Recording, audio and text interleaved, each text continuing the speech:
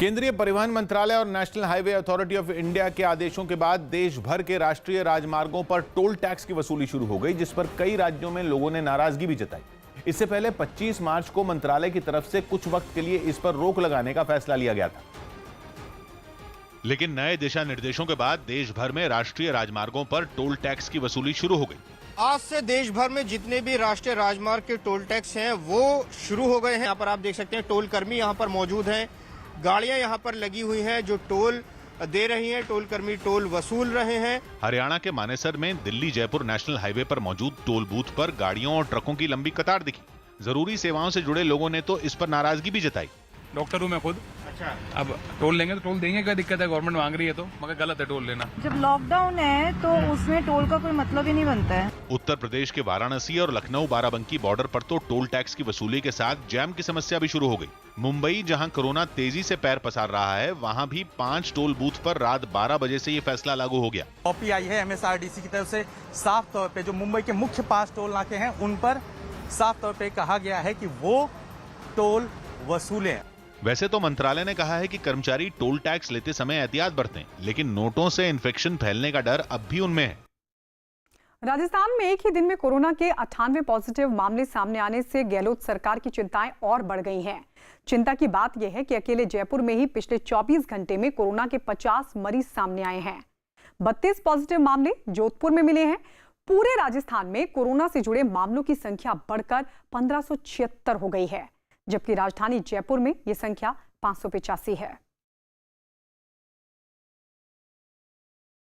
Corona virus के फैलने के डर से म्यांमार के यांगन शहर में कई कैदियों को जेल से रिहा कर दिया गया। जेल में जगह से ज्यादा कैदी होने की वजह से वहां की सरकार ने 25,000 कैदियों को छोड़ने का फैसला लिया, जिसके तहत कैदियों को रिहा करने का काम शुरू कर दिया गया। कैदियों के रिश्तेदार जेल के बाहर खड़े होकर अपनों के छूटने का इंतजार करते दिखे, और जैसे ही बस उन्हें लेकर जेल के गेट पर पहुंची, सभी खुशी से झूमने लगे। जेल से छोड़े गए कैदी भी बस की खिड़की से अपने घर वालों को हाथ हिलाकर इशारा करते दिखाई दिए।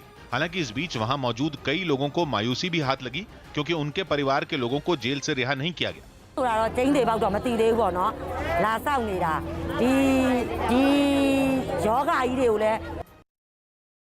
जो लोग कोरोना वायरस को हरा चुके हैं, उनके खून में मौजूद प्लाज्मा इस बीमारी के गंभीर रोगियों की जान बचा सकता है। इसलिए बीएमसी ने कोरोना से ठीक हो चुके लोगों से रक्तदान करने की अपील की। जो लोग कोरोना की चपेट में आकर ठीक हो चुके हैं, उनके खून में एंटीबॉडीज यानी कि कोरोना वायरस को खत्म करने की ताकत है, और उनका खून कोरोना के गंभीर मरीजों को भी वायरस से लड़ने में मदद कर सकता है, जिसके लिए मुंबई के कस्तूरबा अस्पताल में प्लाज्मा थेरेपी की शुरुआत की गई है। यानी वहां कोरोना से ठीक हो चुके लोगों के खून से प्लाज्मा निकालकर उसे गंभीर रोगियों को चढ़ाया जा रहा है। डॉक्टरों के मुताबिक कोरोना पॉजिटिव पाए गए जिन लोगों को 14 दिन के क्वारंटीन के बाद नेगेटिव घोषित किया जा चुका है, वो लोग प्लाज्मा थेरेपी के लिए अपना खून दे सकते हैं। बीएमसी के ट्वीट के बाद अभिनेता अजय देवगन, ऋतिक रोशन और वरुण धवन ने भी कोरोना को हरा चुके लोगों से ब्लड डोनेट करने की अपील की। कई फिल्मी सितारों ने कोरोना से जंग जीत चुके लोगों से रक्तदान करने की अपील की।